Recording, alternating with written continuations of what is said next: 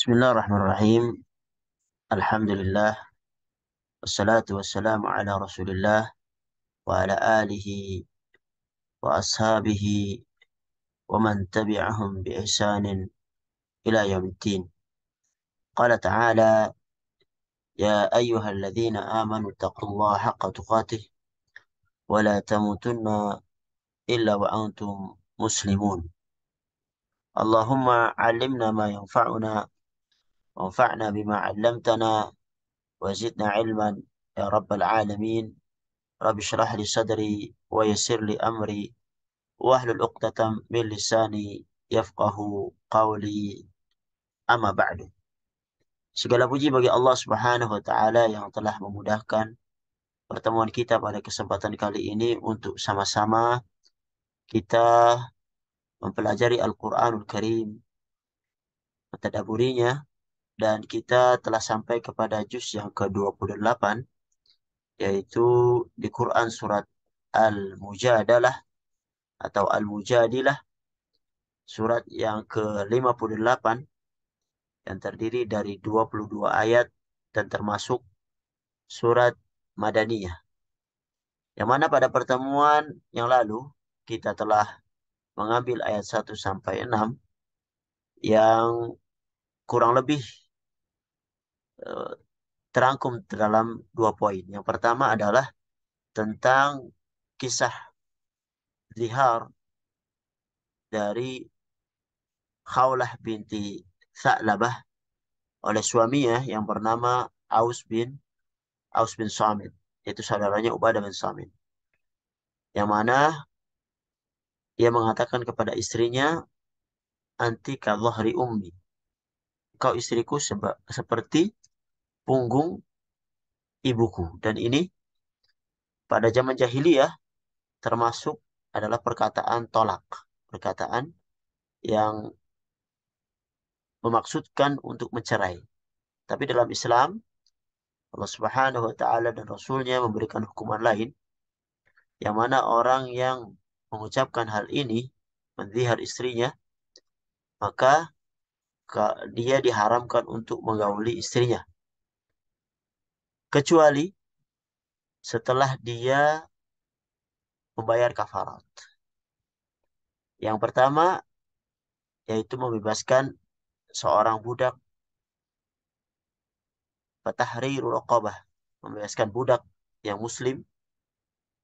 Kalau dia tidak mampu, maka dia harus berpuasa selama 2 bulan berturut-turut dan tidak boleh bolong. Dan kalau tidak mampu, baru beralih ke kafarat yang ketiga, yaitu memberi makan situna miskinan, yaitu 60 orang miskin. Dan poin yang kedua, ayat 5 dan 6 berkisar tentang kehinaan yang Allah Subhanahu wa taala timpakan bagi para penentang hukum-hukum Allah Subhanahu wa taala dan Rasulnya, yang mana dia diberi kehinaan di dunia dan juga kehinaan di akhirat dengan dibangkitkan dengan keadaan hina. Dan Allah Subhanahu wa taala menghitung setiap amalan-amalan kejelekan yang ia lakukan, padahal mereka telah melupakannya, tetapi di sisi Allah Subhanahu wa taala semuanya tercatat. Dan pada kesempatan kali ini para hadirin rahmatullah Subhanahu wa taala, kita masuk ke ayat yang ketujuh yang berbicara berkenaan dengan najwa. Najwa adalah uh, berkata dengan atau pembicaraan rahasia, baik pembicaraan terhadap sesama kaum muslimin, atau nanti ada najwa, pembicaraan rahasia, adab-adabnya terhadap Rasulullah Shallallahu Alaihi Wasallam. Baik, sebelum kita masuk ke tafsir ringkas dari ayat yang ke-7 dan seterusnya, kita akan tilawah dulu apa yang akan kita ambil pada kesempatan kali ini.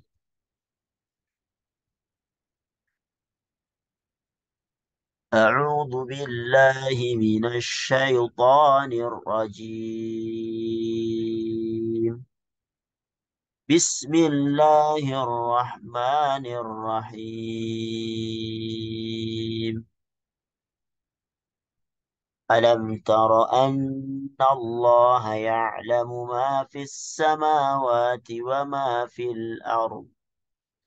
ما يكون من نجوى ثلاثة إلا هو رابعهم ولا خمسة إلا هو سادسهم ولا أدنى من ذلك ولا أكثر إلا هو معهم أينما كانوا ثم ينبئهم بما عملوا يوم القيامة إن الله بكل شيء عليم. ألم تر إلى الذين نهوا عن النجوى ثم يعودون لما نهوا عنه ويتناجون بالإثم والعدوان ومعصية الرسول وإذا جاءوك حيوك بما لم يحيك به الله ويقولون في أنفسهم لولا يعذبنا الله بما نقول حسبهم جهنم يصلونها فبئس المصير. يا أيها الذين آمنوا إذا تناجيتم فلا تتناجوا بالإثم والعدوان ومعصية الرسول وتناجوا بالبر والتقوى واتقوا الله الذي إليه تحشرون. إنما النجوى من الشيطان ليحزن الذين آمنوا وليس بضارهم شيئا إلا بإذن الله وعلى الله فليتوكل المؤمنون. يا أيها الذين آمنوا إذا قيل لكم تفسحوا في المجالس فافسحوا يفسح الله لكم وإذا قيل انشزوا فانشزوا يرفع الله الذين آمنوا منكم والذين أوتوا العلم درجات والله بما تعملون خبير. يا أيها الذين آمنوا إذا ناجيتم الرسول فقدموا بين يدي نجواكم صدقة ذلك خير لكم وأطهر فإن لم تجدوا فإن الله غفور رحيم. أأشفقتم أن تقدموا بين يدي نجواكم صدقات فإذ لم تفعلوا وتاب الله عليكم فأقيموا الصلاة وآتوا الزكاة وأطيعوا الله ورسوله والله خبير بما تعملون.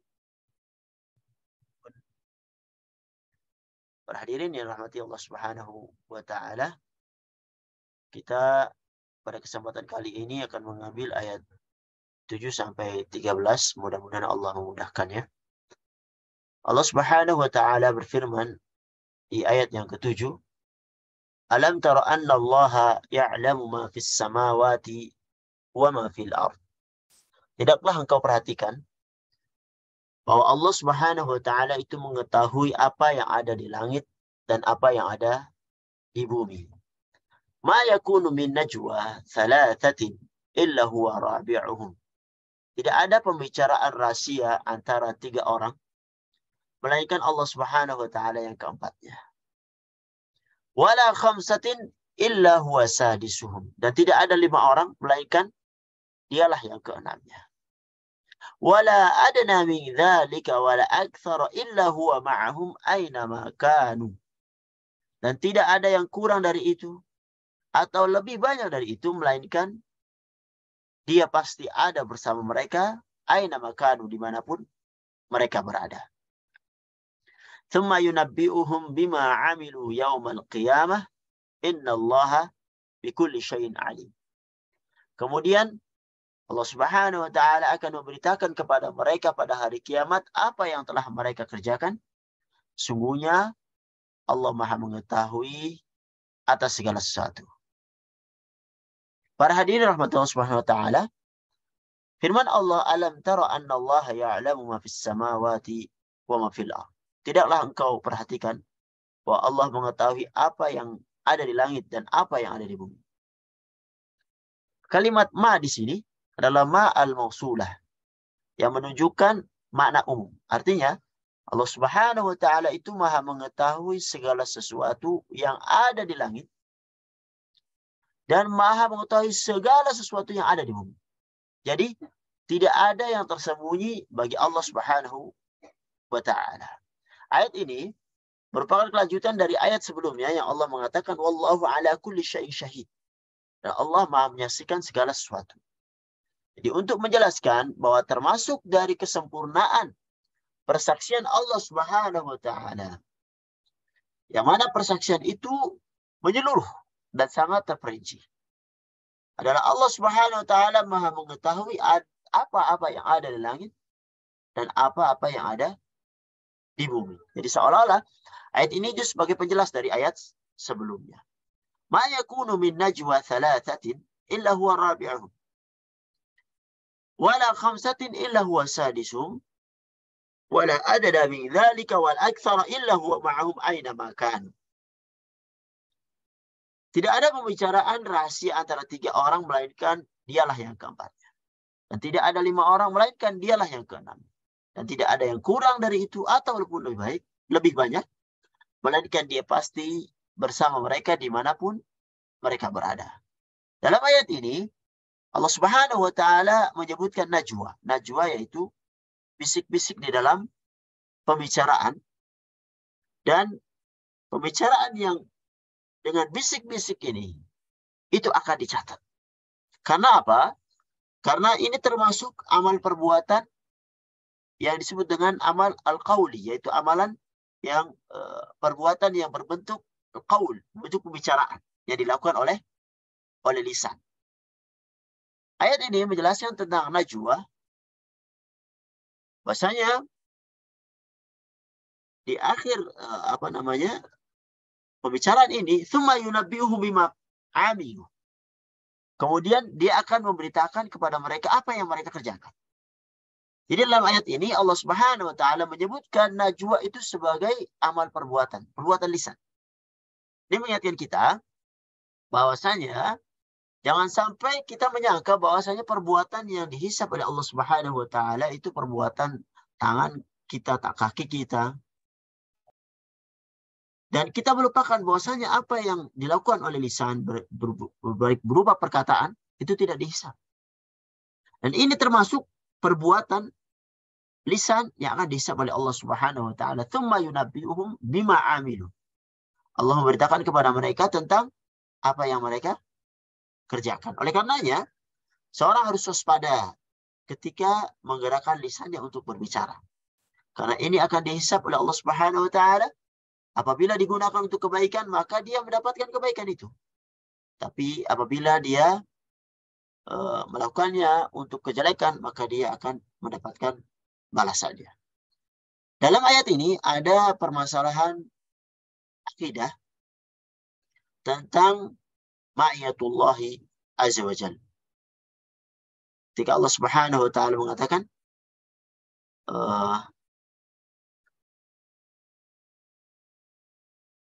wal aktsara illa wala adna min dzalika wal aktsara illa huwa ma'ahum aina makanu. Huwa ma'ahum aina makanu. Tentang apa yang disebut dengan ahli tauhid dengan ma'iyatullah.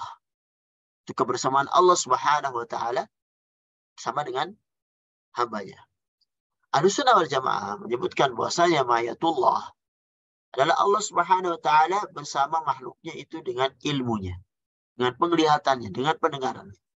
Dan ini terbagi menjadi dua, yaitu al-ma'iyah al-ammah, yaitu kebersamaan yang bersifat umum. Maka ini berlaku untuk seluruh makhluknya, baik itu muslim ataupun kafir. Itu Allah Subhanahu wa taala bersama makhluknya dengan ilmunya, dengan penglihatannya, dengan pendengarannya. Wa huwa ma'akum aina ma kuntum. Di Quran surat Al-Hadid ayat 4. Dia bersama kalian di mana saja kalian berada. Dan di ayat ini, huwa ma'ahum aina makan. Dia pasti ada bersama mereka dimanapun mereka berada. Al-ma'iyah yang kedua yaitu al-ma'iyah al-khassah, yaitu kebersamaan yang khusus. Dan ini hanya diberikan kepada orang-orang yang beriman. Itu kebersamaan khusus yang melazimkan di sana itu ada pertolongan Allah Subhanahu wa taala. Seperti di Quran surat Al-Baqarah ayat 153 misalnya, innallaha ma'as sabirin. Sungguhnya Allah bersama orang-orang yang sabar. Di Quran surat An-Nahl misalnya 128, innallaha ma'al ladzina taqaw wal ladzina hum muhsinun. Sehingga Allah bersama orang-orang yang bertakwa dan orang-orang yang berbuat kebaikan. Contohnya lagi, ketika Allah Subhanahu wa taala berfirman kepada Nabi Musa dan Nabi Harun, Allah Subhanahu wa taala menyebutkan qala la takhafa. Allah berfirman, janganlah kamu khawatir. Innani ma'akuma asma wa ara. Sesungguhnya aku bersama kalian berdua, aku mendengar dan melihat. Begitu juga perkataan beliau sallallahu alaihi wasallam kepada Abu Bakar yang di Allah Subhanahu wa taala cantumkan di Quran surat At-Taubah ketika akan berhijrah dan singgah di Wathur. Allah Subhanahu wa taala sebutkan di depan ayat illa tansuru faqad nasrahullahu id akhrajahu alladhina kafaru thani itsnaini id huma fil ghar. Jikalau kamu tidak menolongnya, menolong Muhammad, maka sungguh Allah Subhanahu wa taala telah menolongnya, yaitu ketika orang-orang kafir musyrikin Mekah itu mengeluarkannya dari Mekah. Sedang mereka berdua sedang berada dalam gua, yaitu Gua Thur. Di waktu idh yaqulu li sahibihi, ketika ia berkata kepada temannya, la tahzan innallaha ma'ana. Janganlah engkau bersedih, janganlah engkau berduka cita, sesungguhnya Allah bersama kita. Dan semuanya ini adalah kebersamaan khusus. Itu bukan hanya sekedar melihat, mendengar, mengetahui, tetapi Allah Subhanahu wa taala menolong hamba-hambanya yang beriman kepadanya. Inilah yang dinamakan al-ma'iyah al-khassah. Dan semua makhluk yang ada di muka bumi ini mendapatkan al-ma'iyah al-ammah, entah itu kafir atau mukmin. Tetapi al-ma'iyah al-khassah itu khusus kepada orang-orang yang beriman dikarenakan kesabaran mereka, ketakwaan mereka, keimanan mereka kepada Allah Subhanahu wa taala.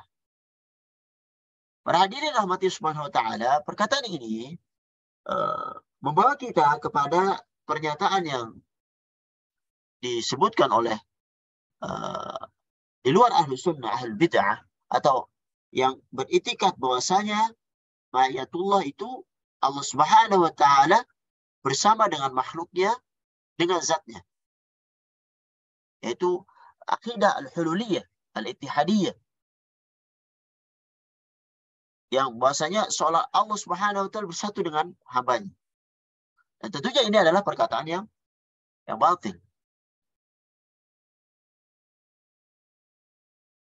Dan pendapat ini menyebabkan keluarnya dua perkataan yang tidak sesuai dengan akidah Ahlussunnah wal Jamaah. Yang pertama menyebabkan munculnya perkataan bahwasanya Allah Subhanahu wa taala itu ada di mana-mana.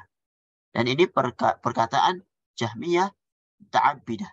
Mereka ini yang dibantah oleh Imam Ahmad rahimahullah di dalam kitabnya Ar-Rad 'ala al-Jahmiyah wa Zanadiqah. Dan salah satu perkataan mereka yang dibantah oleh Imam Ahmad itu perkataan bahwasanya Allah itu ada di mana-mana.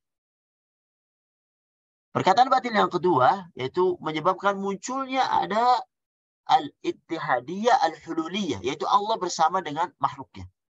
Itu al-ittihadiyah, itu zat Allah bersatu dengan zat makhluknya. Ini seperti perkataan Ibnu Arabi yang dia bermadhab al-ittihadiyah, yaitu Allah bersatu dengan makhluk. Seperti yang dijelaskan dalam kitabnya Fusulul Hikam dan Futuhatul Al-Makkiyah. Adapun al-hululiyah adalah zat Allah menepati zat makhluknya. Ini seperti pendapat orang-orang Nasrani ya, yang mengatakan bahwasanya Allah Subhanahu wa taala menepati Nabi Isa alaihissalam, dan ini pendapat yang yang tidak benar. Sebab ketergelinciran mereka itu ketika mereka itu salah dalam memahami ma'iyatullah, kebersamaan Allah Subhanahu wa taala dengan kebersamaan zat Allah Subhanahu wa taala. Yaitu firman Allah, huwa ma'ahum aina makan. Dia pasti ada bersama mereka dimanapun mereka berada. Mereka memahami kebersamaan ini dengan kebersamaan zat Allah Subhanahu wa taala dengan makhluknya. Padahal kalau kita perhatikan ayat ini dibuka dengan sifat ilmunya Allah Subhanahu wa taala dan juga ditutup dengan sifat ilmunya Allah Subhanahu wa taala. Coba kita lihat, alam tara anna Allah ya'lam. Kan? Tidaklah engkau perhatikan bahwa Allah mengetahui. Sifat ilmunya Allah Subhanahu wa taala. Ma fis samawati wa fil ard. Ma yakunu min najwa thalathatin illa huwa rabi'uhum. Wala khamsatin illa huwa sadisuhum. Wala adna min dhalika. Wala akthara illa huwa ma'ahum aina ma kanu. Thumma yunabbi'uhum bima amilu yawmal qiyamah. Ditutup dengan ayat innallaha bikulli syai'in alim. Sesungguhnya Allah Maha mengetahui segala sesuatu. Sifat ilmunya Allah Subhanahu wa taala. Maka kita dapati dalam ayat ini Allah Subhanahu wa taala membuka dengan sifat ilmu dan menutupnya dengan ilmu juga. Sehingga ini menunjukkan bahwasanya kebersamaan yang dimaksud adalah kebersamaan ilmunya Allah Subhanahu wa taala yang meliputi mereka seluruhnya. Dan ini adalah salah satu bantahan Al-Imam Ahmad kepada mereka. Sehingga penjelasan tentang yang berada di tengah ayat-ayat ini, yaitu tidak ada pembicaraan rahasia antara 3 orang, melainkan Allah keempatnya, tidak ada 5 orang pun Allah keenamnya, tidak ada yang kurang atau lebih dari itu melainkan Allah bersama mereka, maka ini adalah penjelasan tentang ilmunya Allah Subhanahu wa taala. Dan ayat ini didukung dengan ayat yang lain tentang najwa, bahwasanya Allah Subhanahu wa taala menyebutkan yahsabuna anna la nasma'u sirrahum wa najwahum bala wa rusuluna ladaihim yaktubun. Apakah mereka mengira bahwa kami tidak mendengar rahasia dan bisikan-bisikan mereka? Sebenarnya kami mendengar dan utusan-utusan malaikat kami selalu mencatat di sisi mereka. Ayat ini menunjukkan bahwasanya zat Allah Subhanahu wa taala tidak bersama makhluk. Dan ayat ini menjelaskan bahwasanya yang ada pada surat Al-Mujadalah yang menjelaskan tentang ketika mereka melakukan najwa, yaitu bisik-bisik, kemudian Allah Subhanahu wa taala menjadi yang keempat atau keenamnya, bahwasanya bukan berarti Allah itu bersama mereka secara zat. Tapi maksudnya adalah ilmu Allah Subhanahu wa taala meliputi mereka dan Allah Subhanahu wa taala Maha mengetahui terhadap apa yang mereka kerjakan. Yaitu diantaranya dan ini diantaranya cara Allah Subhanahu wa taala melihat secara langsung apa yang mereka kerjakan, mendengar secara langsung apa yang mereka katakan, dan juga di antara para malaikat juga mencatat apa yang mereka perbuat, apa mereka katakan. Para hadirin yang rahmati Allah Subhanahu wa taala. Kemudian kita lanjutkan dengan ayat selanjutnya. Alam tara ila alladhina nuhu 'anil najwa thumma ya'uduna lima nuhu 'anhu wa yatanajawna bil itsmi wal 'udwan wa ma'siyatir rasul. Wa idza ja'uka hayyuka bima lam yuhayyika bihi Allah wa yaquluna fi anfusihim laula yu'adzibuna Allah bima naqul hasbuhum jahannam yaslaunaha fa bi'sal masir. Tidaklah engkau perhatikan orang-orang yang telah dilarang mengadakan pembicaraan rahasia. Kemudian mereka kembali mengerjakan larangan itu. Dan mereka mengadakan pembicaraan rahasia itu untuk berbuat dosa, berbuat permusuhan, berbuat durhaka kepada Rasul. Dan apabila mereka datang kepadamu, wahai Muhammad, mereka itu mengucapkan salam dengan cara yang bukan seperti yang ditentukan oleh Allah Subhanahu wa taala untuk. Dan mereka mengatakan kepada diri mereka sendiri, mengapa Allah tidak menyiksa kita atas apa yang kita katakan ini? Cukuplah bagi mereka neraka jahanam yang akan mereka masuki. Hasbuhum jahannam yaslaunaha fa bi'sal masir. Dan neraka jahanam itu seburuk-buruknya tempat kembali. Najwa, kalau kita artikan secara bahasa, artinya martafa'a minal ard, yaitu bagian yang tinggi dari bumi. Mengapa najwa dikatakan tempat yang tinggi? Karena apa? Karena dikatakan ketika orang-orang hendak melakukan bisik-bisik, maka mereka akan naik ke tempat yang lebih tinggi untuk melakukan bisik-bisik. Agar apa? Agar tidak diketahui oleh orang lain. Dari sinilah dikenal dengan istilah najwa. Dan ayat ini dijelaskan bahwasanya mereka itu melakukan bisik-bisik tentang dosa, tentang permusuhan, tentang pembangkangan terhadap Rasulullah Shallallahu Alaihi Wasallam. Para ahli tafsir mengatakan, bahwasanya Allah Subhanahu wa Ta'ala tentang turunnya ayat ini itu berkenaan dengan orang-orang munafik dan orang-orang ahlu kitab, yaitu Yahudi yang ada di Madinah. Sahabat yang mulia Abdullah bin Abbas rahimahullah ta'ala menyebutkan bahwasanya nazalat fil yahud wal munafiqin. Ayat tersebut itu turun menjelaskan tentang orang Yahudi dan orang-orang munafik. Kanu yatanajawna fi ma bainahum. Bahwasanya dahulu mereka itu berbisik-bisik di antara mereka. Wa yanzuruna lil mu'minina wa yataghamazuna bi a'yunihim.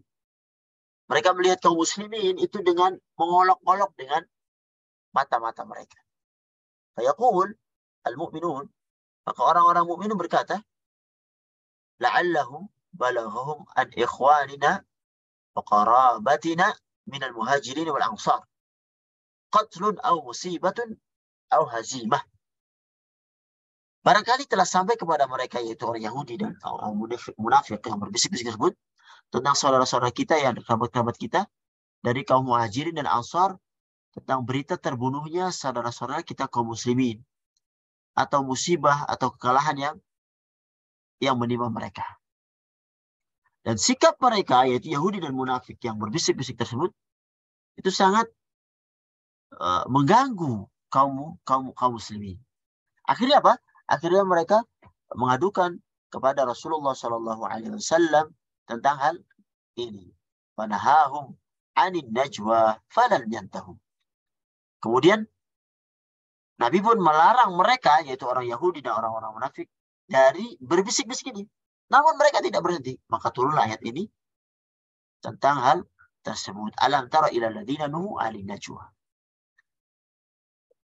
Dari sahabat dari Muqatil sebutkan kana baina Nabi sallallahu alaihi wasallam wa baina al-yahud muwada'ah. Maksudnya ada antara Nabi dan orang yang terhadap sebuah perjanjian. Muwada'ah. Fa idza marra bihim rajulun minal mu'minina tanajaw bainahum hatta yadhunna al-mu'minu syarran. Faya'ruja an tariqihi fanahahum Rasulullah sallallahu alaihi wasallam falam yantahu fanazalat. Riwayat yang lain menyebutkan tentang orang Yahudi yang terdapat sebuah perjanjian.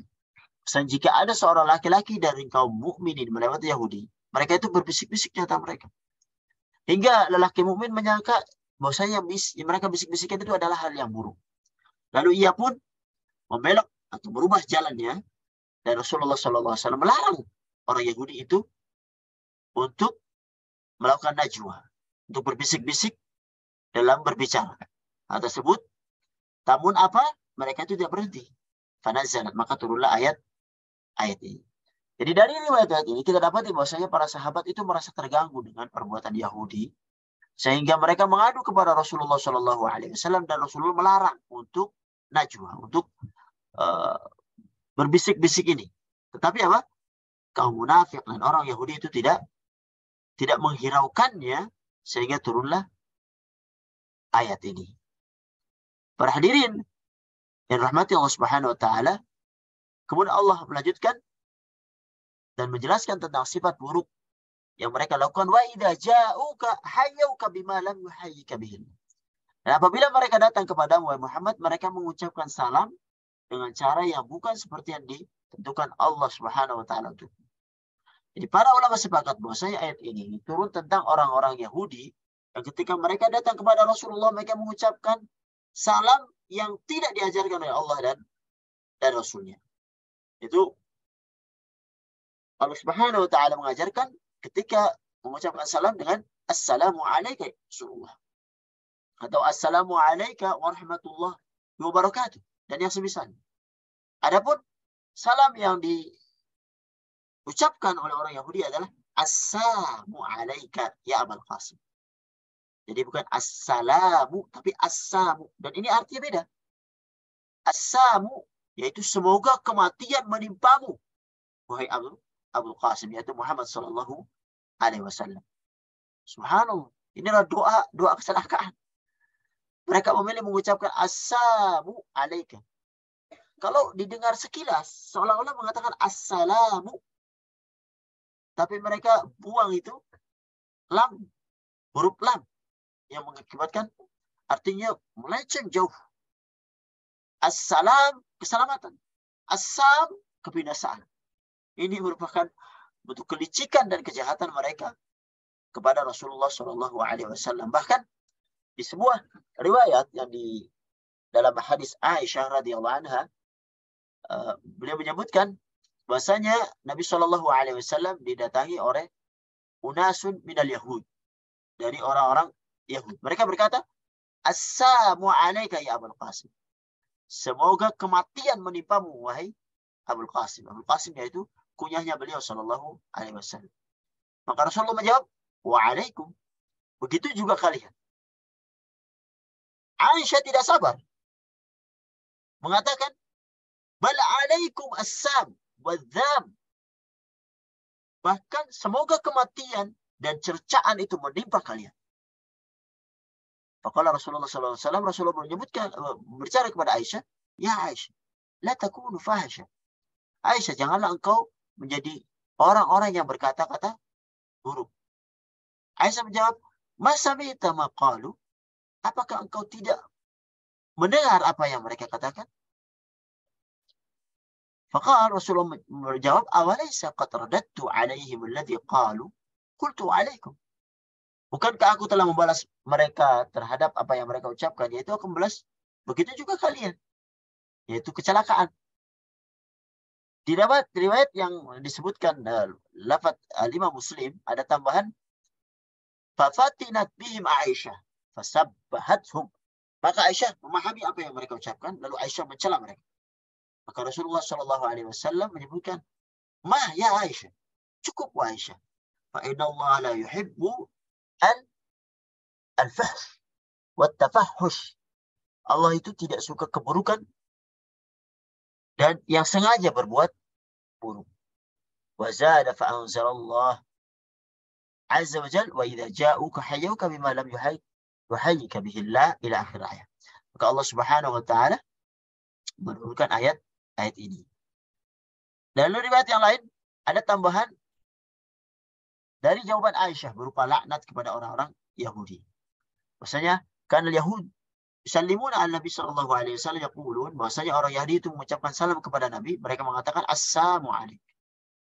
Semoga kebinasaan atasmu. Fafatinat Aisyah ila qawlihi. Aisyah memahami ucapan mereka, lalu membalas ucapan mereka, alaikumussalam wal la'nah.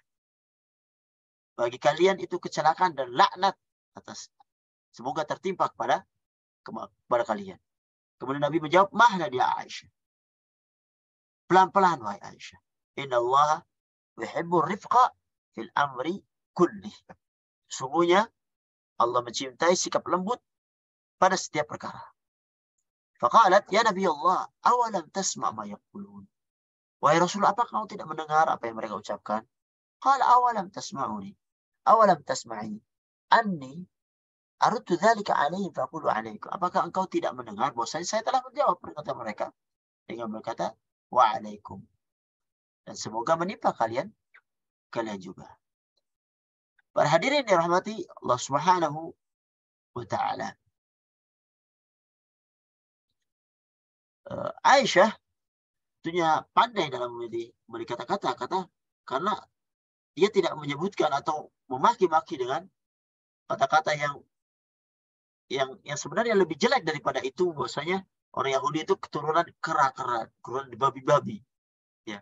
Tapi Aisyah mengatakan dengan kata-kata yang laknat Seperti yang mereka katakan kepada Rasulullah SAW. Tapi apa? Tapi itu juga dilarang oleh Rasulullah SAW dan cukup dengan perkataan wa'alaikum. Wa yaquluna fi anfusihim laula yu'adzibuna Allah bima naqul. Mereka mengatakan pada diri mereka, mengapa Allah tidak menyiksa kita sampai yang mereka kita katakan itu. Itu assalamualaikum tadi. Hasbuhum jahannam yaslaunaha fa bi'sal masir. Cukup bagi mereka itu neraka jahannam yang akan mereka masuki nanti ketika di hari kiamat. Fa bi'sal masir, dan itu seburuk-buruknya tempat kembali. Dalam ayat ini Allah Subhanahu wa taala menjelaskan bahwasanya perkataan mereka setelah mereka mengucapkan doa kebinasaan kepada beliau sallallahu alaihi wasallam, kemudian dibalas dengan wa'alaikum. Semoga kebinasaan juga menimpa kalian. Sehingga mereka berpikir seandainya mereka salah, tentunya mereka akan binasa.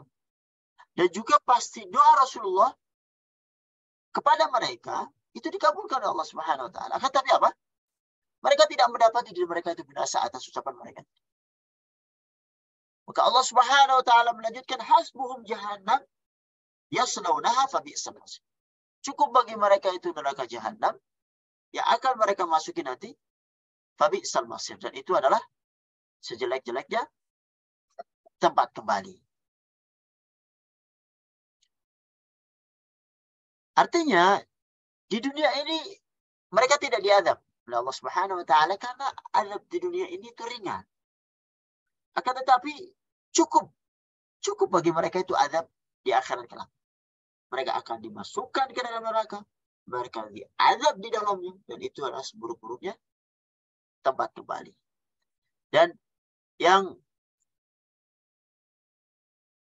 semisal hal ini juga dikatakan kepada misalnya orang-orang yang melakukan hal-hal yang tidak baik atau yang menyelisih yang Allah Subhanahu wa taala, yang mengatakan bahwasanya akan melakukan maksiat, melakukan hal-hal yang tidak baik di dunia ini, tapi kita tidak diazab. Ini persis seperti perkataan orang-orang Yahudi. Mereka mengira dibiarkannya mereka di dunia, mereka juga akan dibiarkan di akhirat. Tidak. Ketika engkau melanggar apa yang Allah Subhanahu wa taala larang dunia ini, ketika engkau tidak mendapati azab di dunia, maka ingatlah bahwasanya Allah Subhanahu wa taala itu akan mengadab di akhirat kelak. Dan azab akhirat fabi'sal masir, itu lebih keras. Karena apa? Di sana tidak ada istirahat, tidak ada ampunan, tidak ada yang bisa menolong mereka. Dan azab yang luar biasa di neraka jahannam yang Allah Subhanahu wa taala telah siapkan untuk mereka. Maka berhati-hati ketika kita bermaksiat, kemudian kita dibiarkan begitu, bisa saja itu istidrat. Dibiarkan saja supaya sewaktu-waktu mereka diambil, sedangkan tidak ada kebaikan pun bagi mereka, sehingga di akhirat kelak mereka bisa langsung dilemparkan ke neraka jahannam. Kemudian Allah lanjutkan di ayat ke-9, ya ayyuhalladzina amanu idza tanajaitum fala tatanajaw bil itsmi wal udwan wa ma'siyatir rasul wa tanajaw bil birri wat taqwa wattaqullaha alladzi ilaihi tusyarun. Baik orang-orang yang beriman, apabila kalian mengadakan pembicaraan rahasia, janganlah kalian itu membicarakan perbuatan dosa, permusuhan, dan durhaka kepada Rasul. Tapi apa? Bicarakanlah tentang perbuatan kebajikan, perbuatan takwa, dan bertakwalah kepada Allah Subhanahu wa taala alladzi ilaihi tusyarun, yang kalian akan dikumpulkan kembali. Ayat ini menunjukkan bahwasanya najwa, berbisik-bisik, entah itu dilakukan oleh 2 orang atau 3 orang atau 4 orang, ini dilarang. Jika berbisik-bisik itu tentang dosa, tentang riba, tentang merendahkan orang lain, tentang bisik-bisik yang menumbuhkan permusuhan atau pembangkangan kepada Allah dan Rasulnya, fala tatanajaw bil itsmi wal udwan wa ma'siyatir rasul. Dan Allah Subhanahu wa taala menyebutkan wa tanajaw bil birri wat taqwa, tetapi bicarakanlah tentang perbuatan kebajikan dan takwa. Jadi ayat ini jelaskan bahwa jika seorang ingin berbisik-bisik, maka hendaknya dia berbisik-bisik dalam perkara kebajikan dan ketakwaan. Dan berbisik-bisik dalam perkara ini tidaklah dilarang. Al-taqwa dan al-bir ada dua kata yang disebutkan bersamaan dan maknanya berbeda. Dan jika disebutkan secara terpisah, maknanya sama. Jika bir dan takwa disebutkan secara terpisah, maka artinya adalah menjalankan ketaatan dan meninggalkan kemaksiatan. Tapi apabila disebutkan bir dan takwa bersama-sama, maka al-bir maknanya berkaitan dengan menjalankan ketaatan dan at-taqwa berkaitan dengan meninggalkan maksiat. Karena at-taqwa adalah antaja'ala bainaka wa baina adzabillahi wiqayah. Kau menjadikan benteng atau penghalang antara engkau dan azab Allah Subhanahu wa taala. Kemudian Allah lanjutkan ayat yang ke-10, innaman najwa minasyaitan liyahzuna alladziina aamanu wa laysa bidharrihim syai'an illa biidznillah wa 'ala Allahi falyatawakkalul mu'minun. Sungguhnya pembicaraan rahasia itu termasuk perbuatan syaitan, agar orang-orang yang beriman itu bersedih hati. Sedang pembicaraan itu tidaklah memberi bencana sedikit pun kepada mereka, kecuali dengan izin Allah Subhanahu wa taala, dan kepada Allah hendaklah orang-orang yang beriman itu bertawakal. Ayat ini jelaskan bahwa seorang jika berbisik-bisik dalam rangka dosa, dalam rangka permusuhan, dalam rangka pembangkangan kepada Rasul Shallallahu Alaihi Wasallam, maka hakikatnya setan itu telah menghiasi perbuatan tersebut. Seakan-akan bisik-bisik dalam perkara tersebut ada perbuatan yang indah. Setanlah yang membuat seorang itu berlezat-lezat di dalam an-najwa tadi. Maka setan memotivasi seorang untuk melakukan hal itu. Sehingga Allah Subhanahu wa taala mengingatkan orang-orang yang beriman bahwasanya perbuatan tersebut adalah berasal dari syaitan. Innaman najwa minasyaitan. Kemudian untuk apa? Liyahzina alladziina aamanu. Agar orang-orang yang beriman itu bersedih hati. Walaysa bidharrihim syai'an illa biidznillah. Padahal pembicara itu tidak memberi sedikit pun kepada mereka dalam hal bencana. Kecuali apa? Illa biidznillah. Kecuali dengan izin Allah Subhanahu wa ta'ala. Jadi ayat-ayat tentang larangan najwa, bisik-bisik, pada asalnya turun pada orang-orang munafik dan orang-orang Yahudi. Yang mana mereka melakukan bisik-bisik itu untuk orang yang beriman. Namun perbuatan yang buruk ini juga dilarang untuk dilakukan oleh orang-orang beriman. Sebagaimana yang mana disebutkan di sebuah hadis, misalnya, idza kuntum thalatha, jika kalian bertiga, fala yatanaja rajulani dunal akhar. Janganlah dua orang itu berbisik tanpa mengajak yang ketiga. Kenapa? Hatta la takhtalitu bin nasi. Sampai bercampur dengan manusia, ajlaan yuhzinahu, itu semua agar tidak membuat sedih dirinya. Jadi hadis ini menerangkan larangan ketika ada orang bertiga lalu dia berbisik-bisik sedangkan yang satunya hanya diam saja. Dan ini membuat seorang tadi itu menjadi bersedih karena merasa mungkin dia membicarakan tentang saya ataupun membicarakan hal-hal yang tidak baik tentang saya, dan itu membuat dirinya sedih. Tapi kalau dalam keadaan ramai, tentunya ini tidak masalah. Para hadirin dirahmati Allah Subhanahu wa taala. Para ulama memasukkan ke dalam larangan hadis ini, yaitu ketika tiga orang berbicara dengan bahasa yang tidak dipahami misalnya oleh orang yang keempat. Walaupun mereka tidak berbicara dengan bisik-bisik, tetapi hal ini juga bisa menyebabkan persangkaan buruk dari orang yang tidak diajak berbicara atau tidak mengetahui bahasa yang dibicarakan oleh mereka. Maka alangkah baiknya dia berbicara dengan bahasa yang dipahami antara semuanya, agar tidak ada salah satu mereka yang bersedih. Subhanallah, ini adab yang mulia dari agama kita yang mulia ini. Kemudian Allah lanjutkan di ayat yang ke-11, ya ayyuhalladzina amanu idza qila lakum tafassahu fil majalisi fafsahu yafsahillahu lakum wa idza qila ansuju fansuju yarfa'illahu alladzina amanu minkum walladzina utul ilma darajat wallahu bima ta'maluna khabir.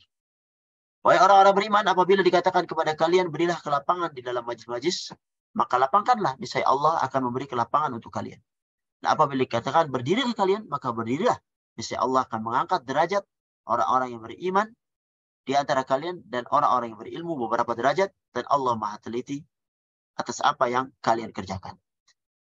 Insya Allah ayat ini dan seterusnya, ayat 11, 12, 13 dan seterusnya kita akan bicarakan pada pertemuan yang akan datang, karena ini agak luas, berbicara tentang keutamaan orang-orang yang berilmu dengan dari orang-orang yang tidak berilmu. Insya Allah kita lanjutkan pada pertemuan yang akan datang.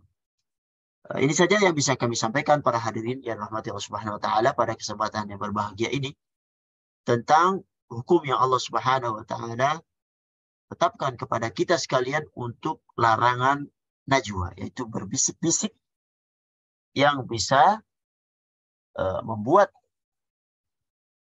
orang yang bersama kita itu bersedih. Ya. Dan asalnya ini adalah dilakukan oleh orang-orang munafik dan orang-orang Yahudi terhadap kaum muslimin, dan mereka melakukan itu untuk membuat sedih kaum muslimin. Dan hukum ini menjadi meluas juga kepada kaum muslimin untuk tidak melakukannya apabila mereka bertiga.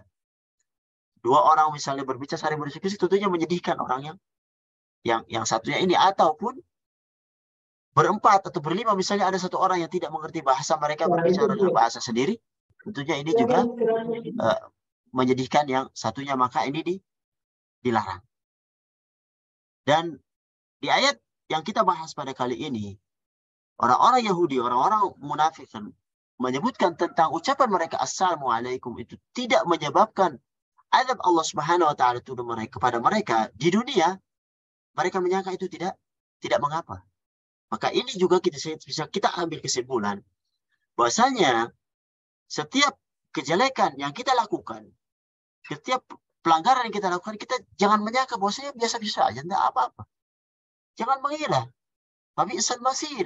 Allah sebutkan ada azab di akhirat yang lebih berat daripada azab di dunia.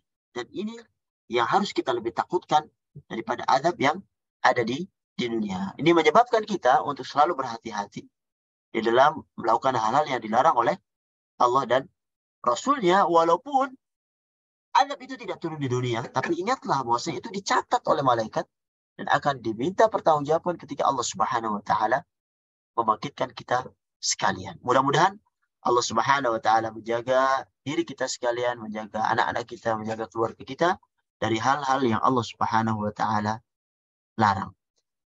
Ini yang bisa kami sampaikan. Apabila ada benarnya itu datangnya dari Allah Subhanahu wa taala, dan apabila punya salahnya datangnya dari kami pribadi. Hadza wa sallallahu ala Muhammad wa ala alihi washabihi ajma'in. Assalamualaikum warahmatullahi wabarakatuh.